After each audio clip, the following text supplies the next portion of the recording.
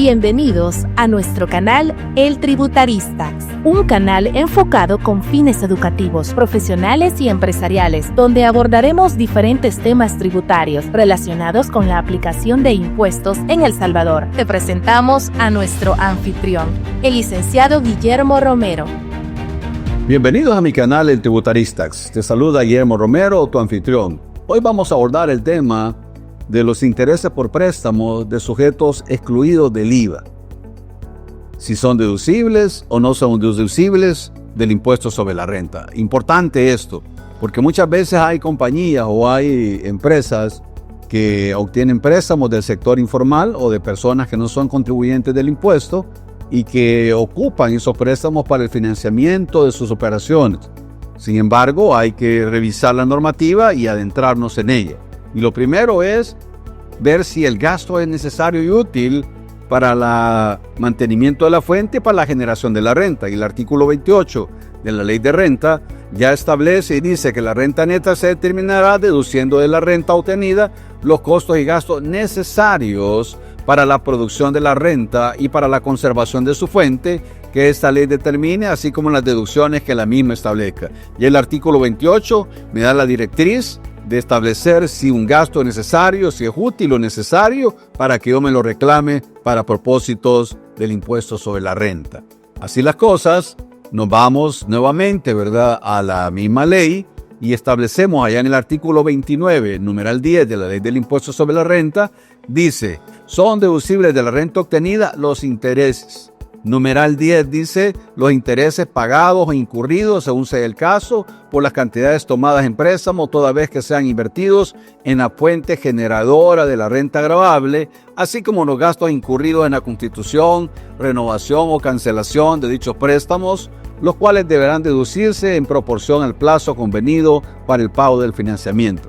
O sea que ya la norma, el 28 y el 29, numeral 10, me dicen que son gastos deducibles los intereses.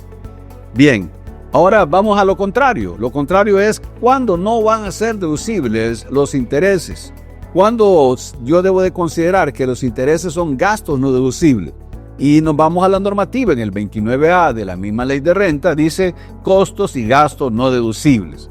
Y dice, no se admitirán como obligaciones deducibles de la renta obtenida los siguientes, numeral 14, los intereses, comisiones y cualquier otro pago provenientes de operaciones financieras, de seguros o reaseguros celebrados por el sujeto pasivo prestatario en cualquiera de los casos siguientes. Y ahí viene lo interesante, ¿verdad? En cualquiera de los casos siguientes. O sea, el legislador ya me establece en el 29A el por qué no son deducibles. Y dice literal A, no se hubiera efectuado las retenciones del impuesto sobre la renta o del impuesto a la transferencia de bienes muebles y a la prestación de servicios establecidas en el Código Tributario cuando corresponda. Me da los dos requisitos para que yo me pueda reclamar el gasto por intereses provenientes de sujetos excluidos en materia de IVA. Entonces, en este caso, ya el legislador me menciona, uno, que tengo que retenerle el 10% y dos, que tengo que retenerle el 13% en materia del impuesto del IVA. O sea, me está poniendo las dos condiciones para que yo me pueda reclamar el gasto. Y eso hay que observarlo porque muchas veces nosotros pensamos y decimos que hay ciertas condiciones de las cuales vamos a ver del artículo siguiente, en los cuales decimos, no, solo retener la renta, no le retengas IVA. Pero hay ciertas actividades que ya el artículo 162 que vamos a abordar ya establece cuál es su condición. Y es así que el artículo 162, inciso séptimo del Código Tributario, dice de los sujetos clasificados como grandes o medianos contribuyentes que adquieran caña de azúcar, café o leche en estado natural, carne en pie o en canal, o sean prestatarios de servicios financieros que generen intereses por mutuos, préstamos u otro tipo de financiamiento, dice, deberán de retener el 13% de dicho impuesto a aquellos sujetos que son excluidos en materia de IVA. Es decir, aquellos que no son contribuyentes del impuesto y me dan a mí un préstamo como mediano contribuyente o como grande contribuyente, entonces como prestatario yo tengo que retenerle el 13% y además ese 13% se considera como pago definitivo en materia del impuesto del IVA. Hay una relación aquí porque muchas veces no entendemos, una cosa es IVA y otra cosa es renta, me dice la gente a veces a mí en mi canal de TikTok, y importante porque una cosa es que la misma ley ya nos establece, por ejemplo, el Código Tributario y en el artículo 107 me dice que para efectos de la deducción de los gastos impera lo establecido, ¿verdad?, en el Código Tributario relacionado con todos los documentos del IVA que hoy ya están en materia también en el artículo 119 A, B, C, D, E, F de la ley del Código Tributario respecto de los DTE, de los documentos tributarios electrónicos. Entonces, el legislador me suscribe a dos condiciones. Una, la retención del 10% y dos, la retención del 13% cuando esto aplique. Y en este caso que vamos a abordar, se refiere a los préstamos que esta empresa recibió de un sujeto excluido del pago del IVA. O sea, era un sujeto excluido que no estaba registrado en materia del IVA. Entonces, nos adentramos también en el artículo 119 del Código Tributario, el cual estableció y fue reformado, estableció la factura de sujeto excluido. Y la factura de sujeto excluido era para que los grandes y medianos contribuyentes, incluyendo también a los pequeños contribuyentes, pudiesen documentar todas sus operaciones con aquellas personas que eran sujetos excluidos. Por lo tanto, a partir de la reforma del 119, yo como contribuyente tengo que emitir una factura a alguien que me llegue a prestar un servicio, ya sea un servicio de fontanería, de reparación, de pintura, de mi oficina, de mantenimientos, de todos esos servicios que antes no podía documentar. Ya el legislador me dice que lo voy a hacer a través de la factura de sujeto excluido, incluyendo los establecidos en el artículo 162 que acabamos de leer. En ese sentido, el artículo 119 nos menciona también que deben de cumplirse con todos los requisitos de ley. O sea, la factura de sujeto excluido debe cumplir con todos los requisitos de ley establecidos en el artículo 114 del Código Tributario. Entonces, ahora venimos y analizamos una resolución del TAI relacionado con ese tema que es de suma importancia porque muchas veces nosotros como contadores o como auditores decimos, no, es que ahí no hay retención del 13% de IVA. No, es que la retención es un efecto cero, porque eso quiso argumentar el contribuyente o el apelante en este caso, que la retención era un efecto cero, pero aquí no se trata de una retención, aquí se trata de una retención y pago definitivo. No me dice a mí que la retención en este caso va a ser un crédito fiscal para mí. Entonces, hoy analizamos la resolución del Tribunal de Apelaciones, la R16-04021, de fecha 24 de abril del 2018, los alegatos de la apelante. ¿Qué alegó la apelante en este caso? Y nos vamos y dice, objeción a gastos financieros por el valor de tanto en concepto de intereses que no se reconoce su deducción. Alegatos del apelante. Sostiene la recurrente que el impuesto de IVA pagado como retención de sujetos no inscritos se registra en los libros de compra como crédito fiscal y luego se cruza contra los débitos fiscales generados, por lo que el contribuyente tiene un efecto cero, lo que les mencioné anteriormente. En el mismo sentido, manifiesta el impetrante que con relación al impuesto sobre la renta, de ninguna manera se afirma que el IVA pagado como retención sea deducible, sino que la figura de retención a los no contribuyentes del impuesto en autopago, ya que el sujeto que presta el servicio en ningún momento se le efectuó una retención real. O sea, el apelante está argumentando y diciendo, miren, eso no estaba sujeto a que yo le retuviese el 13% y realizar el pago definitivo de acuerdo a lo establecido en el artículo 162, porque él era el prestatario de la obligación. O sea, el sujeto excluido en materia de IVA, él era el prestatario, él estaba otorgando el préstamo a este contribuyente que tenía la categoría de mediano contribuyente. Así las cosas, seguimos analizando los argumentos del apelante y dice lo siguiente, sino que el adquirente del bien o servicio es quien realmente la adiciona. Por tal razón, al exigir el pago de la autorretención, insiste en el tema de la autorretención, se debería reconocer la incorporación del crédito fiscal respectivo. Esa condición es importante que nos detengamos y la analicemos. ¿Por qué? Porque una cosa es que yo haga la retención y yo pague la retención a la administración tributaria y me lo pueda reclamar como crédito fiscal, según lo establecido en el artículo 161 también del Código Tributario, y otra cosa es que el 162 me diga que yo le retenga y que ese es un pago definitivo y que va al Fondo General de la Nación, que es lo que dice el 172 que estamos estudiando. En este caso, se debería reconocer la incorporación del crédito fiscal respectivo. Finalmente, argumenta que el IVA debe ser agregado al valor de la transacción y después debe ser restado, por lo que el impuesto será soportado por el comprador, quien se encargará de efectuar la retención correspondiente y consignarlo en el comprobante de retención a fin de generarle crédito fiscal al adquirente de los bienes y servicios y de provocar la neutralidad del impuesto en su aplicación. Lamentablemente, en este caso, el apelante se equivoca, porque aquí no estamos hablando de una retención de efecto cero, como lo establecido en el artículo 161 o las establecidas allá en el artículo 66 de la ley del IVA, donde menciona, ¿verdad?, cuáles sí tienen ese efecto cero. Por tal razón, la referida retención en sí no se le efectúa al prestador del servicio. O sea, entonces, si yo no se le efectúa al prestador del servicio, entonces, ¿cómo voy a hacer yo para documentar mi operación? Y sigue manifestando el apelante que esa condición lo llevó a no efectuar, ¿verdad?, la retención y el pago de la administración tributaria. Ahora analizamos los argumentos de la Dirección General de Impuestos Internos, porque volvemos y le explico que el Tribunal de Apelaciones revisa los argumentos del contribuyente, del apelante, y revisa los argumentos de la administración tributaria en el informe de auditoría, en el cual basa todos sus atestados, en el cual basa todas sus conclusiones, relacionando el principio de la verdad material y el principio de la legalidad y de la seguridad jurídica.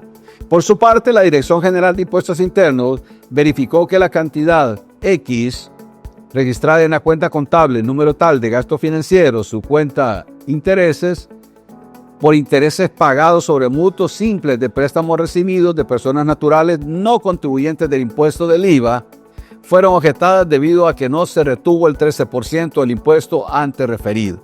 O sea, la administración tributaria establece y concluye, no se retuvo, y por lo tanto dice a los prestatarios de los servicios financieros de conformidad a lo regulado en el artículo 162 del Código Tributario.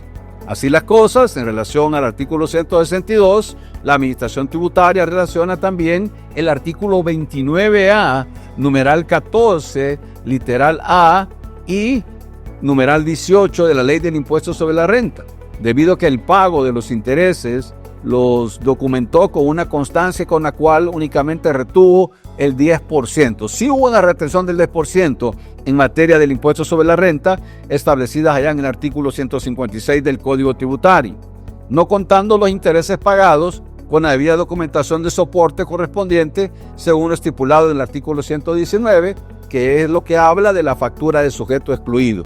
O sea que no hizo una factura de sujeto excluido, simplemente lo que realizó fue un recibo simple en el cual colocó el nombre de la persona que había sido el prestatario y los intereses y el capital sobre el cual, ¿verdad?, no hay gravabilidad, sino que sobre los intereses a los cuales le retuvo el 10% de renta. Ahora venimos y analizamos los argumentos del Tribunal de Apelaciones. Las conclusiones que el tribunal saca respecto de estas dos condiciones. Si los gastos financieros por intereses de sujetos excluidos en materia de IVA son deducibles de la renta. Y el tribunal menciona lo siguiente. Este tribunal al respecto considera que a los efectos de establecer si los gastos financieros en concepto de intereses son deducibles, resulta necesario analizar lo que al respecto prescribe la ley del impuesto sobre la renta, específicamente en el artículo 28 de la necesidad del gasto. Entonces, si ya el tribunal nos dice que tengo que verificar la necesidad del gasto en materia del impuesto, estas últimas deducciones son aquellas que por razones de política tributaria, ya sean por motivaciones económicas o sociales, el legislador califica como deducibles. incluyendo también los gastos que definen la capacidad económica de las personas naturales establecidas en el artículo 31, 32 y 33 de la Ley del Impuesto sobre la Renta. O sea, el tribunal primero analiza y dice, sí, si el gasto era útil y necesario, la necesidad del gasto se dio y contribuyó para la generación de la renta gravada y la conservación de su fuente, entonces sí son deducibles los gastos. Seguimos comentando los análisis del Tribunal de Apelaciones de los Impuestos Internos. Interesante porque el tribunal se coloca como un árbitro en esta materia y define cuáles son las condiciones de uno y cuáles son las condiciones del otro y se plantea una conclusión final. Y dice que en el presente caso la recurrente se ha deducido de la renta obtenida gastos financieros en concepto de intereses, los cuales son relacionados con mutuos simples de préstamos recibidos de personas naturales no contribuyentes del IVA. Y por lo tanto, esos intereses devengados, ¿verdad?, por una cantidad X, tienen su condición relevante. Y el tribunal establece por lo que este ente contador tiene a bien traer a cuenta lo establecido en el artículo 162 que hemos venido comentando del Código Tributario, inciso séptimo del Código Tributario, el cual establece que los sujetos clasificados como grandes y medianos contribuyentes están obligados a aplicar la retención del 13% a los prestatarios de los servicios financieros. Y es el caso que nos ocupa. Esta apelante obtuvo préstamos de un sujeto excluido en materia de IVA. Por lo tanto, tenía que aplicarse, le dice el tribunal, el artículo 162 del Código Tributario. Basado en esto, el tribunal sigue con sus conclusiones, con sus afirmaciones, y dice, dicha disposición legal resulta congruente con lo establecido en el artículo 29A, numeral 14, literal A de la Ley del Impuesto sobre la Renta, la que prescribe literalmente, el tribunal menciona el 29A, numeral 14, y dice, no se admitirán como obligaciones deducibles de la renta obtenida, numeral 14, los intereses, comisiones y cualquier otro tipo de pago proveniente de operaciones financieras, de seguros o reaseguros, celebradas por el sujeto pasivo prestatario en cualquiera de los casos siguientes. Y nos vamos a literal A, que hemos venido relacionando en todo este video. No se hubiera efectuado las retenciones del impuesto sobre la renta o del impuesto a la transferencia de bienes muebles y de prestación de servicios establecidas en este Código Tributario cuando corresponda. ¿Y por qué dice cuando corresponda? Porque el artículo 162 cita determinadas actividades económicas a las cuales yo debo retenerle el 13%. Y dentro de esas está la parte de los préstamos en los cuales se vio involucrado la apelante. Ahí hay otras actividades como la compra de caña, la compra de leche, la compra de carne en pie o en canal. Hay diversas actividades en transporte de carga. Hay diversas actividades sobre las cuales ya el legislador estableció que a esas actividades exclusivamente se le debe retener el 13% en materia de IVA como pago definitivo. Seguimos analizando lo establecido por el Tribunal de Apelaciones en cuanto a sus afirmaciones y conclusiones, y dice el tribunal de ahí que este tribunal advierte que corre agregado al expediente administrativo de la Administración Tributaria, en la cual dice que no retuvo, dice, el 13% en materia de IVA, de acuerdo a lo establecido en el artículo 162 del Código Tributario, dice.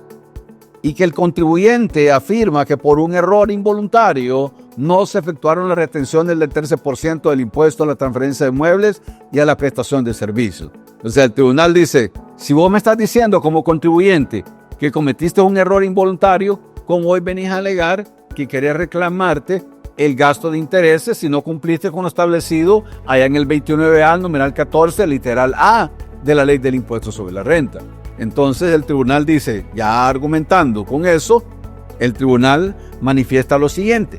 Con base en lo anterior, este tribunal ha constatado que la impetente incumplió con lo establecido en las disposiciones legales contenidas en el Código Tributario y la Ley del Impuesto sobre la Renta citadas, sin que sean oponibles a tal incumplimiento los argumentos planteados por la apelante en cuanto a que la figura de retención a los no contribuyentes del impuesto es un autopago Y el efecto cero al que hace alusión, pues como bien lo señaló la Dirección General, la retención del 13%, aunque pase a formar parte del crédito fiscal del periodo tributario para que proceda su deducción, debe cumplir los requisitos establecidos en el artículo 65 de la ley del IVA. Es decir, que para que hubiese un efecto cero, él tenía que retener y pagar, y no lo hizo tampoco. No lo hizo en esa materia. Entonces no puede venir a argumentar de decir, no, mire, yo quiero reclamarme el gasto, pero considérenme de que no lo hice. Y por lo tanto, ¿verdad? Como yo hice solo la retención de renta, el gasto es deducible. No, el gasto no es deducible porque el artículo 29A, numeral 14, literal A, establece que son los dos requisitos, la retención del impuesto sobre la renta del 10% del artículo 156 y la retención del 13% en materia de IVA del artículo 162 cuando sea aplicable, menciona la disposición. En ese sentido, la deducción no opera de forma automática, menciona el Tribunal de Apelaciones, porque se haya efectuado la retención, sino que debe declararse y enterarse íntegramente. De ahí que primero debe evaluarse que se cumplan los requisitos de deducibilidad del mismo para posteriormente enfrentar dichos valores con los débitos fiscales del periodo, tal como lo dispone el artículo 64 de la ley del IVA. Es decir, que la contribuyente, que el apelante no enteró, ¿verdad?, las retenciones tampoco en IVA y además argumentó, ¿verdad?, la culpa del error de no haber realizado las retenciones en materia del artículo 162 del Código Tributario. Y argumentando ya las conclusiones finales, más bien dicho, comentando las conclusiones finales del Tribunal de Apelaciones de los Impuestos Internos de la resolución del TAI R1604021 de fecha 24 de abril del 2018, establece lo siguiente. Abonado lo anterior, en el caso de autos, se ha configurado el presupuesto normativo contemplado en el artículo 206 del Código Tributario, que señala expresamente como carentes de validez las deducciones pretendidas por los sujetos pasivos que no respalden con los documentos idóneos y que cumplan con todas las formalidades exigidas por este código y las leyes tributarias respectivas.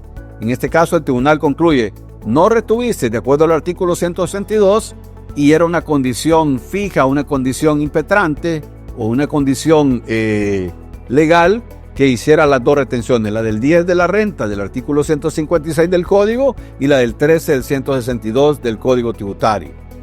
Y además dice, por todo lo antes relacionado, este tribunal concluye que la recurrente no tiene derecho a deducirse los montos en concepto de gastos financieros debido a que los mismos no cumplen con los requisitos legales que la ley establece para su respectiva deducción, por lo que deben desestimarse los argumentos planteados por la apelante respecto del presente punto. Importantísimo mencionar que en materia de gastos financieros relacionados con prestatarios que no son sujetos del pago del IVA o que no son contribuyentes del IVA, yo tengo que cumplir con los dos requisitos, retener el 10% establecidos allá en el artículo 156 y el 13% establecido allá en el artículo 162, ambos del Código Tributario. Así las conclusiones de este video, espero que haya llegado a la intimidad de tu hogar, de tu oficina. Búscame ahí en las redes sociales como El Tributarista, Guillermo Romero, y estoy para atender ahí tus sugerencias y tus comentarios. Bendiciones para todos.